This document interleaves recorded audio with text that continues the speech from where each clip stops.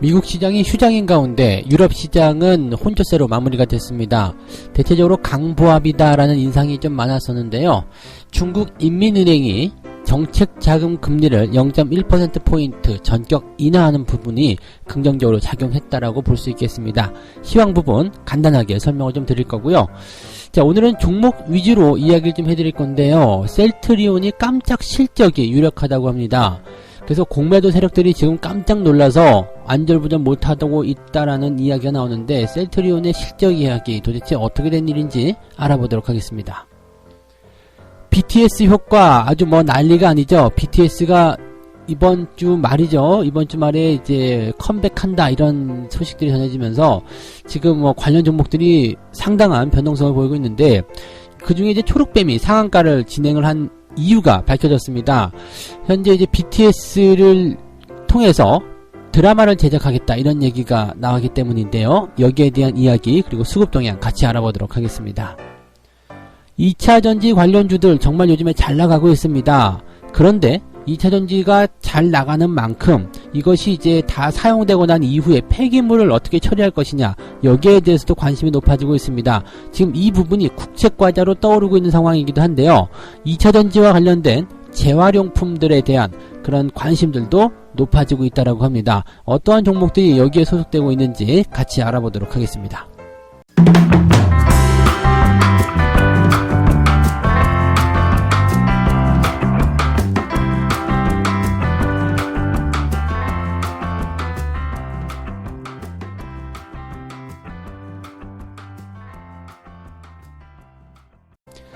네, 반갑습니다. 오늘은 2월 18일 화요일입니다.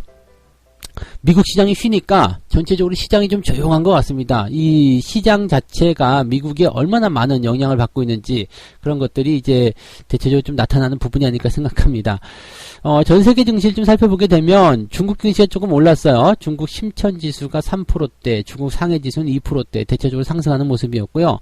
그에 반해서 이제 아시아 증시들, 네, 일본, 한국부터 해서 동아시아, 동남아시아 쪽 전체적으로 이제 아시아 증시는 다 하락세로 마감이 됐습니다. 뭐 하락이라고 보긴 좀 그렇고요. 약보합이다라고 보시면 될 것 같은데 이런 수준 마무리가 좀 됐고요. 유럽 증시 같은 경우는요, 지금 대체적으로 좀 강보합 또는 이제 상승 마감이다라고 보시면 될 것 같아요.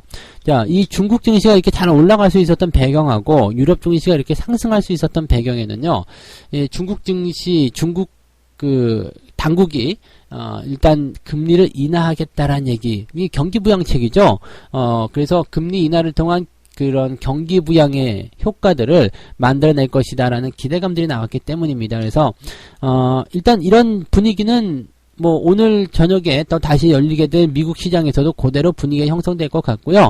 자, 오늘 뭐 국내 시장이나 중국 증시 같은 경우도 역시 마찬가지죠. 경기 부양에 대한 이야기를 통해서 주가를 상승시킬 수 있는 강한 포인트들이 형성될 것이다 보시면 되겠습니다. 증시 상황은 크게 나쁘지 않겠다라고 보시면 될 것 같다, 이 생각이 들겠습니다. 자, 그러면 이제 첫 번째 이야기부터 시작을 해보도록 하겠습니다. 셀트리온 이야기 먼저 해드릴게요. 이거 뭐 굉장히 주목을 좀 많이 받을 것 같은 기사가 나왔는데, 깜짝 실적이 유력하다라고 되어 있습니다. 이번 분기죠. 그래서 이번 분기 깜짝 실적이라면은 올 한해 2019년 한 해 동안의 실적이 굉장히 좋게 잡힐 것이다라는 분석을 해볼 수 있을 것 같고요. 또 이런 것들은 이제 2020년 올해 안에 기대감을 또 키워줄 수 있는 상황이 될 수도 있겠습니다. 셀트리온이 어닝 서프라이즈 실적을 낼 것이다라는 기대감이 나오고 있고, 또 그에 따라서 공매도가 높은 상황인데 이 공매도 니네들 큰일 났다, 뭐 이런 식의 얘기가 전해지고 있다라고 합니다.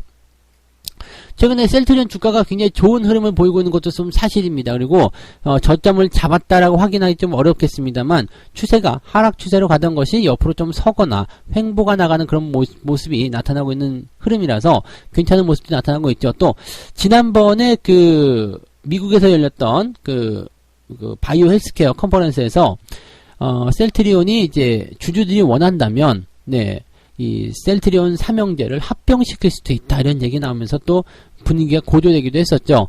지금 셀트리온의 어떤 이미지 변화라든지 가격 변화, 어떤 흐름의 변화를 바꾸기 위해서 굉장히 노력을 많이 하고 있다라는 생각이 좀 들기도 합니다. 그 중에 가장 중심이 되는 것이 바로 이익 전망치입니다. 4분기에 깜짝 실적이 기대된다라는 이야기가 나오고 있는데, 거기에 대한 가장 큰 포인트는 이거겠죠. 램시마 SC라고 되어 있는 겁니다. 그래서 자가 면역 질환 치료제라고 되어 있는데요. 이 램시마가 이제 사실은 이 셀트리온의 주력 제품이죠. 이 램시마 SC가 허가 신청을 완료했다. 캐나다 보건청에서요. 그래서 실적 발표일도 가까워지면서 주가가 강세를 보일 것이다. 이런 전망이 나오고 있는 거 아니겠습니까? 그래서 지금 현재 그 상황을 보게 되면 사실은 바이오 시밀러에 관련된 부분들은 이 바이오 시밀러 약품 자체가 약가 단가가 좀 인하가 되는 모습이 좀 있었죠. 약가 단가 조정에 따라서 실적이 조금 안 좋게 나올 것이다라는 부담감들이 계속 있었던 부분이었습니다. 뭐 실질적으로는 이 바이오 시밀러 시장 자체가 경쟁이 굉장히 심하죠. 이 바이오 시밀러 자체가 복제 약품이잖아요. 그러니까 기존에 이제 시장에서 독점적으로 이제 운영이 되던 약품이 이제 이 특허 기간이 지나가게 되면서 관련한 제품들을 같이 만들어가는 그런 형태가 되는 거죠. 그래서 원래 약품보다도 이 복제 약품은 가격이 현저하게 싸다는 어떤 이점이 있죠. 대신에 그 경쟁자들이 막 들어오게 되면서 여기에 대한 어떤 부담감들은 좀 가질 수밖에 없겠죠. 경쟁자와 싸워야 되는 상황, 또 그러니까 가격이 점점 낮아질 수밖에 없는 뭐 그런 상황이 될 수밖에 없었겠죠. 이 바이오시밀러 시장 자체가 굉장히 커지게 되면서 이런 그 약가 단가가 이제 조정이 되는 그런 상황들이 좀 많이 있었습니다. 실질적으로 이제 이런 부분들 때문에 2018년도 실적 자체부터 계속적으로 부진하게 좀 나타났었죠. 지금 이번 2019년도의 실적 같은 경우는요, 이런 내용들이 어느 정도 반영이 됐을 것이다 라고 얘기가 되는 겁니다. 그래서 2018년도 시점으로 해서 이 약가 단가 조정에 대한 부담감을 이미 다 털어냈고 2019년도에는 그런 것들이 없기 때문에 이제는 실적이 크게 개선될 것이다 라는 얘기가 나오는 거고요. 그 다음에 이제 공급량도 굉장히 좀 늘어났다고 합니다. 그래서 실적적인 어떤 개선 효과도 일어난다. 그래서 뭐 실질적으로 이제 판매한 그 양 자체가 굉장히 많이 늘어났다라고 얘기가 되고 있어서요. 지금 4분기 실적 예상치를 보게 되면 매출액은 3,400억, 영업이익은 1,300억 이렇게 나올 것이다. 그래서 전년 동기 2018년도 대비해서 42% 매출액이 증가하게 되고요. 영업이익은 무려 200%가 넘게 증가할 것이다 라고 전망이 되고 있습니다. 일단 중요한 것은 이제 실적이죠. 실적이 증가했다는 부분들은 기업의 주가를 끌어올릴 수 있는 중요한 요소가 되기 때문에 긍정적이라고 볼 수 있겠고요. 이번 실적이 일회성이 아니다라는 얘기가 나오고 있습니다. 앞으로 이제 그 생산량을 증설하는 그런 공장 증설 과정도 거쳤었고요. 그 다음에 주력 제품들을 이제 지난해 말부터 생산하기 시작했기 때문에 이번에 그 생산 능력이 크게 증가가 되면서 시장에 이제 공급되는 이 공급 물량들을 이 셀트리온이 크게 늘릴 것이다 라고 볼 수가 있는 부분이 되겠죠. 상황이 이렇게 되면서 주가가 올라갈 것으로 예상되고 있다 이런 전망들이 나오게 되면서 지금 이제 그 공매도가 항상 이제 셀트리온에는 공매도가 많이 있었는데 이 공매도 세력들이 좀 이제 떨고 있다 뭐 그런 얘기가 좀 나오고 있네요. 현재 주가가 17만원에서 18만원 19만원대 보합권이다 라고 되어 있는데요. 현재 이제 셀트리온의 주가를 보게 되면 이제 18만 6천원이죠. 네.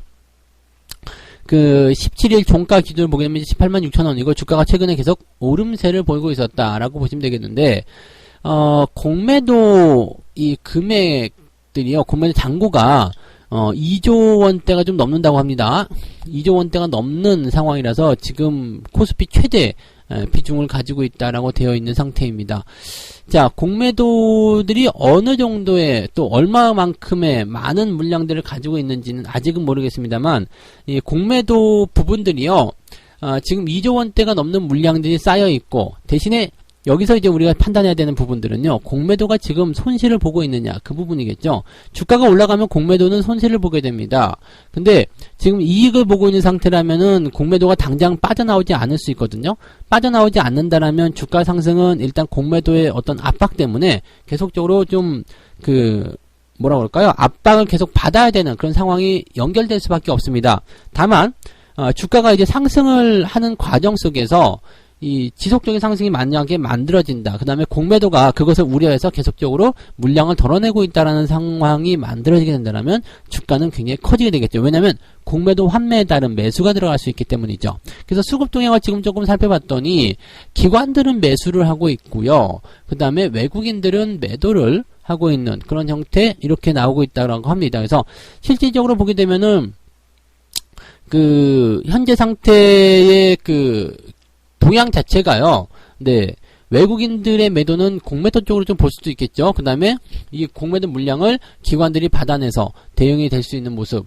그래서 아직은 이제 매도가 나오고 있다는 부분들은 뭐 환매나 이런 쪽으로 볼 수가 없는 상황일 수가 있겠습니다. 라서 지금은 공매도에 대한 어떤 매도가 연결되고 있다고 보기 좀 어렵겠습니다. 최근의 움직임 자체는 기관의 매수, 즉 이런 뭐 실적에 대한 기대감이나 아니면 주가에 대한 방어 역할을 좀 했을 거라 생각되고요.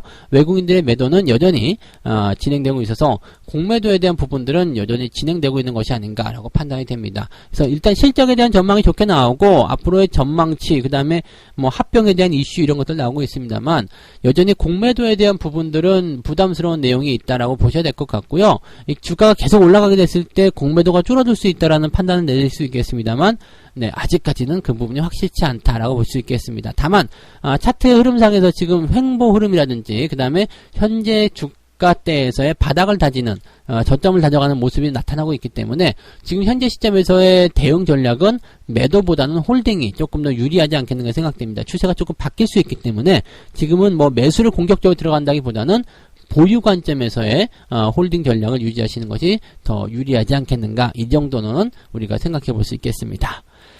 자, 그럼 이제 두 번째 이야기로 넘어가도록 하겠습니다. 두 번째 이야기는 이제 BTS 효과입니다.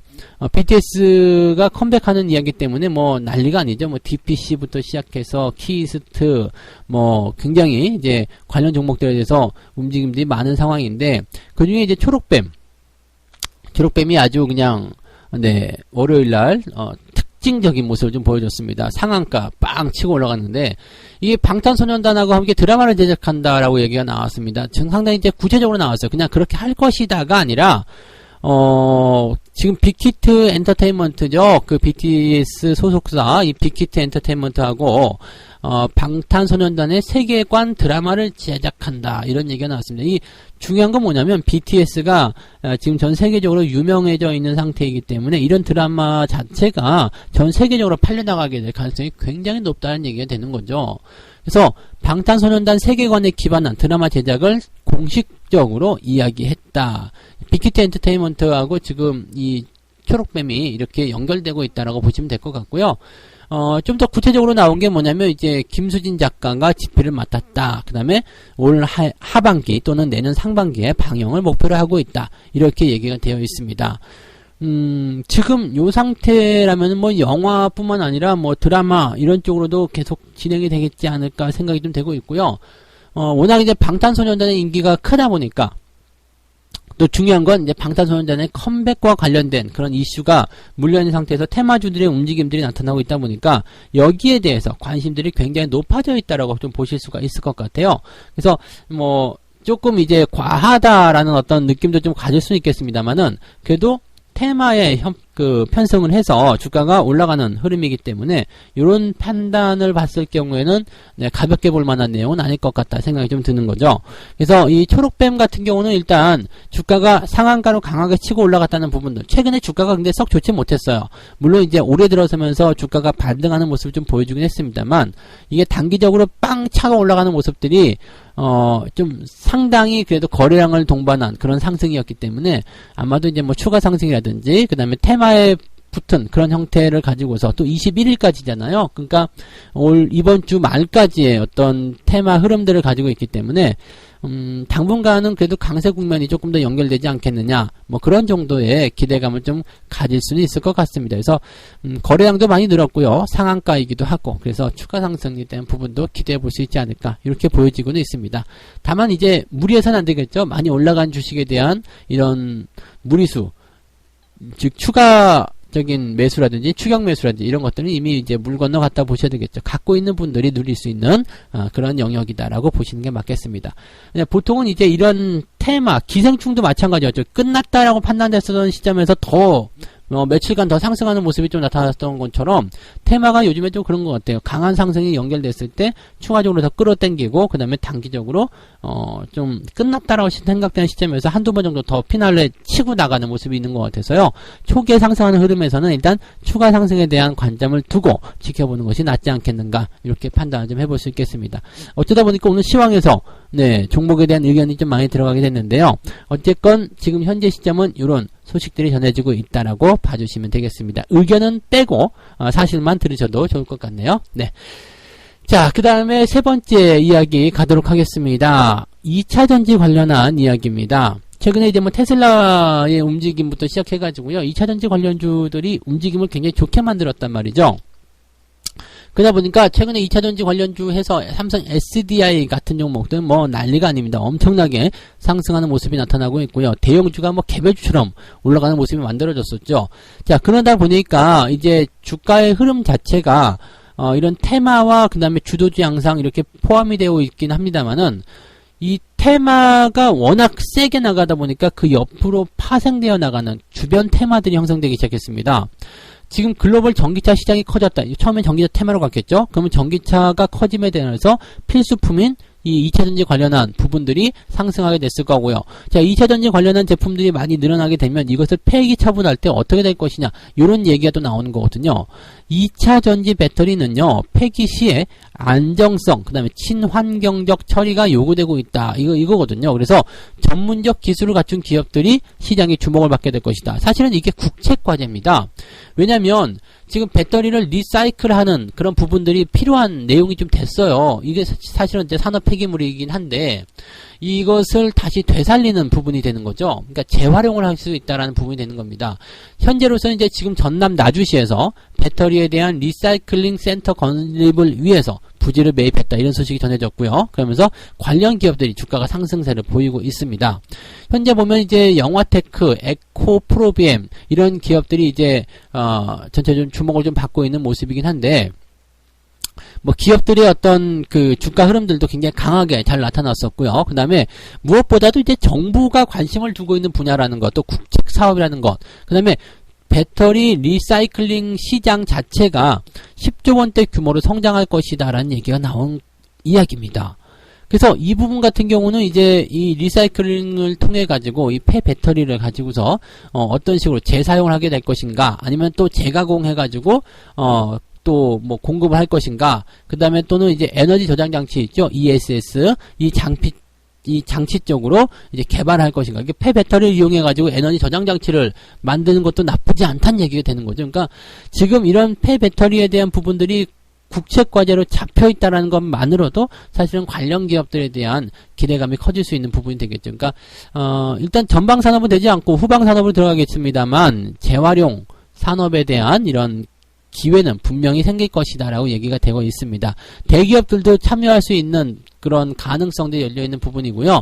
또 일단은 뭐 대기업의 어떤 참여보다도 지금 현재로서는 이제 대기업들은 이 전방산업 쪽으로 집중이 되어야 되는 부분이기 때문에 이 후방산업은 책임질 수 있는 그런 기업들, 이 리사이클링과 관련된 기업들, 이런 쪽으로의 내용들이 좀 필요하겠죠. 즉 그러니까 에코프로비엠 같은 경우가 이제 이 포항 지역에 배터리 리사이클링 공장을 지을 계획이다라고 일단 얘기가 나온 거죠. 현재 뭐 중국 기업과 합작을 하겠다라고 얘기가 나와 있는 부분이긴 한데, 자, 그런 내용들이 현재 나와 있는 부분이고, 영화테크 같은 경우도요, 네, 국책 사업의 주요한 사업 관련 주간 사업자다라고 보시면 되겠습니다. 그래서 이런 내용들이 지금 현재 이 두 기업에 들어가 있는 부분들이고, 이렇게 제가 드리고 싶은 말씀이 이거예요. 국책 과제, 이 정책적인 사업으로 연결되어 있는 부분에서는 어느 정도 좀 이제 정권이 유지되는 동안에서는 계속적으로 빛을 발할 수 있는 상황이 일어날 수 있겠습니다. 물론 주가가 많이 오른 상태에서 들어가는 것은 문제가 되겠죠. 그렇지만 네, 관심 있게 찾아볼 만한 그런 산업 분야가 아니겠는가라고 보실 수는 있겠습니다. 그 정도 참고하시면 좋겠습니다. 자, 이렇게 해서 오늘 뭐 네 가지 이야기인가요? 네, 전달을 해드렸는데, 전 세계 시장은 일단 뭐 크게 문제 없다. 특히 중국 시장에서, 중국의 그 인민은행이 금리를 인하하는 소식이 전해지면서 유럽이라든지 아시아 증시가 그래도 그나마 좀 잘 버텨줬다라고 보여지고 있고요. 뭐 이런 좋은 분위기는 오늘 시장에서도 긍정적으로 영향을 줄 것이다라고 이야기가 되고 있는 부분입니다. 자, 그 다음에 셀트리온이 깜짝 실적을 공개할 것이라는 부분이 유력적으로 발표가 되면서 여기에 대한 기대감들 커지고 있는 상황이고요. 공매도 세력들이 화들짝 놀라고 있다라고 하는데 현재 수급 동향 살펴봐서는 공매도가 그렇게 놀란 것 같지는 않습니다. 아무튼 현재 최근 주가 흐름이 저점 지지대를 유지하고 있기 때문에 일단 투자 관점은 뭐 계속적으로 좀 부담스럽게 보일 필요는 없고요. 지금은 홀딩 전략이 필요하다라고 말씀을 좀 드릴 수 있겠습니다.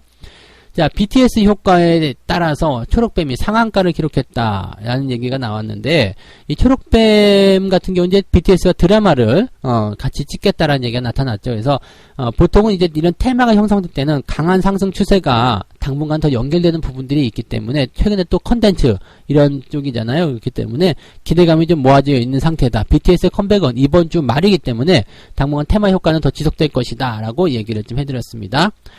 자, 그 다음에 2차 전지 관련 종목들 최근에 잘 나가고 있는데 재활용과 관련된 부분도 과연 돈이 될 것인가, 여기에 관심도 모아지고 있다. 이 부분은 국책 사업으로도 포함되어 있다라는 이야기 해드렸습니다.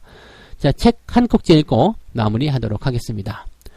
만일 당신이 저퍼 종목에 투자하려 한다면 저가로 거래되는 종목 중에서 실제로 성장 가능성이 낮은 종목과 단순히 저평가된 종목을 구분할 수 있어야 한다. 이거 되게 어려운 말인데요. 저평가라는 기업은요, 겉으로 보기에는 그냥 주가가 단순히 낮은 상태로 이제 보여지게 되거든요. 그런데 이 상황이 그냥 단순히 이제 성장 가치가 굉장히 높은데 주가가 낮은 상태인지, 아니면 그냥 성장 자체가 그지 같아가지고요, 주가가 계속 빠질 수 있는 기업인데 이것이 지금 저퍼로 형성이 된 것인지. 왜냐하면 주가가 낮아지면 낮아질수록 어떻게 돼요? 퍼는 같이 낮아지기 때문이죠. 그래서 단순하게 주가가 그냥 나쁜 이유로 내려가고 있는 상태에서 저퍼가 형성된 것인지, 아니면은 그냥 억울하게 고성장 기업인데 억울하게 주가가 내려가서 저퍼가 된 것인지, 이것을 구분하기 쉽지 않다는 이야기입니다. 그래서 퍼에 대한 부분들은 단순하게 수치상으로 퍼가 낮다고만 해서 무조건 저퍼주는 아니다라는 것을 여러분들이 알고 넘어가야 된다, 그런 얘기가 되겠습니다. 자, 오늘 여기까지 이야기 해드리고요. 오늘도 여러분들 성공 투자하시고 모두들 화이팅 하시기 바랍니다. 저는 다음 시간에 다시 올게요. 고맙습니다.